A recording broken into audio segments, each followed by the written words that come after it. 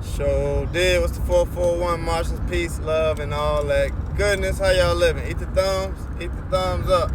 We got Pluto on the docket. This is the last planetary energy that I have left to download. So enjoy. We're gonna get into Pluto.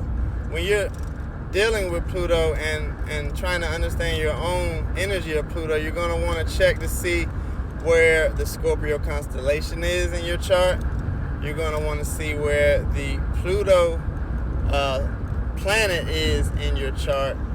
And then you're going to also want to see what's going on in your 8th house. Because these things are a culmination of your Pluto energy, your Plutonic energy. And it wouldn't really hurt. Actually, you need to check this.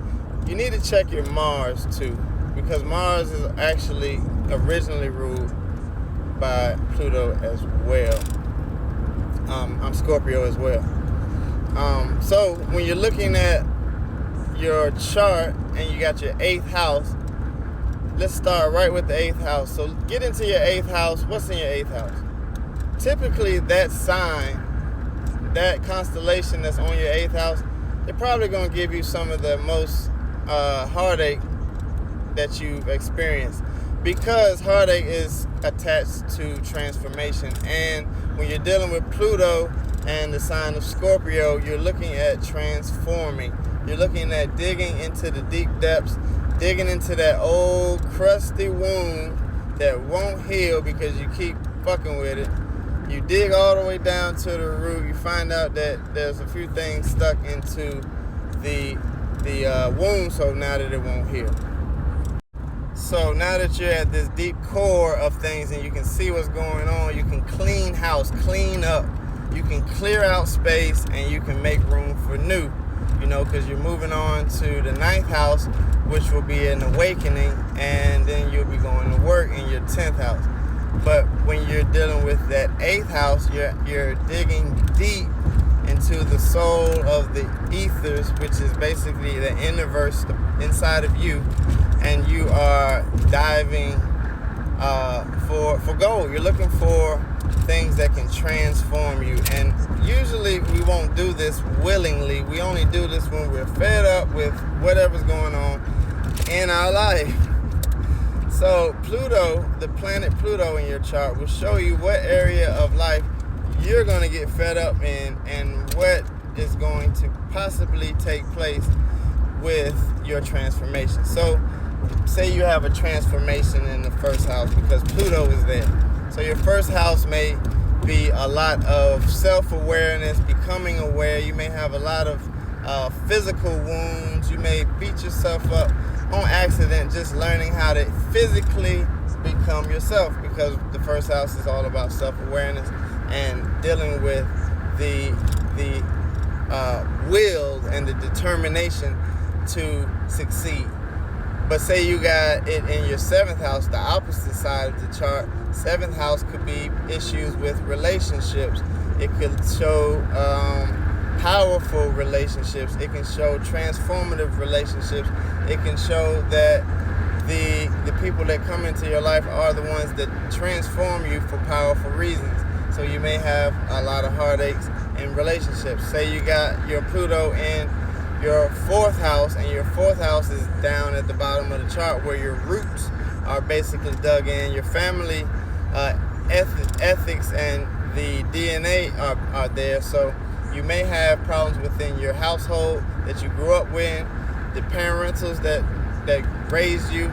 You may have issues in the current household as an adult that you're raising children or having a marital relationship in. So Pluto will show you where to take that old couch out, because you got an old couch in that room, whatever Pluto is in the house. So you want to do some research on where Pluto is. You want to do research on where Scorpio is, and that mixture will show you how to operate in such a platform. So say that 1st house Pluto had a Scorpio in its 9th house. So easily said that you're going to have to tap into your self-awareness by way of spiritual awakening. Trips that take you places that you've never seen before, and you see a new area in life, and now you have a whole different viewpoint about life. So this is how you begin to read your chart. So dig into your chart, see what Pluto doing, and you know, let's talk about it.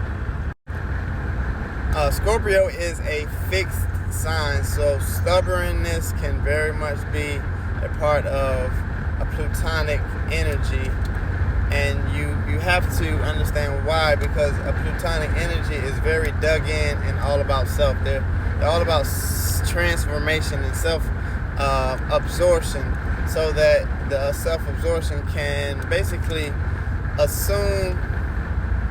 It could be assumed as a TV show. You're watching the TV show, you can pick out all the mistakes as you watch the TV show, and you can rewrite history, so to speak, with your Plutonian aspects. Plutonian aspects, they have a very auspicious, investigative energy to themselves, because they get to the bottom of things, like I was saying. If you're familiar with what a transformer is, an electrical aspect, it's the same thing with your Plutonian energy. So that transmutation is very key with Pluto.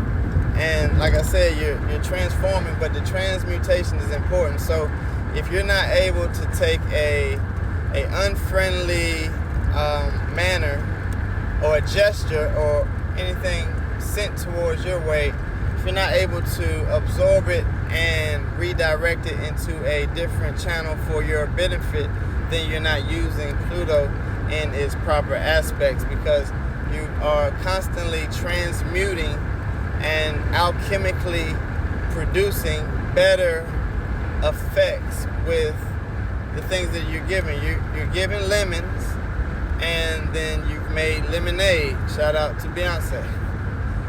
So the lemons are usually your sour days. If you drink lemon by itself, it's a little sour, a little tangy, got a little tart taste to it. Don't taste as pleasant. But if you make lemonade, you put some sugar in there, you got some ice in there, you got you some H2O, some alkaline H2O. You know, these things that make it all right. You feel me? So you're always looking at energy, and you're able to harness it. So this is an example of a celebrity like Kanye West, who's able to take all of the negative feedback and all of this energy, and people hate him and this and that. They get online and they type their fingers away, and the person Kanye is, he takes that energy and he downloads it, he transmutes it so that it is functional to his avatar and his future energy. And that's all metaphysical. That's a metaphysical science, basically. That's how you deal with your metaphysics and the metaphysics behind anything. Just like a cancerous organ, there's metaphysics behind it. So that lets you know that the cancerous organ is an effect from something else that has happened in the spiritual realm. So everything that we see on this physical, it happens in a spiritual essence prior to us existing or experiencing it here on this 3D realm. Do you feel me? You follow me? Because this is how, when you have a effective Plutonian energy or a powerful Plutonian energy, you're able to pick up things before they happen. You're able to understand, realize things, and even become kind of telepathic. You know, that's where you get all this clairvoyance and clairaudience and all these different ways to spiritually tap in. We all have a clear energy, and the clearer we dissect that vessel and clean it out, the aura becomes stronger, becomes powerful. So y'all check your Pluto, check your Scorpio, and harness the transmutation energy. It's very brilliant energy, y'all. Peace.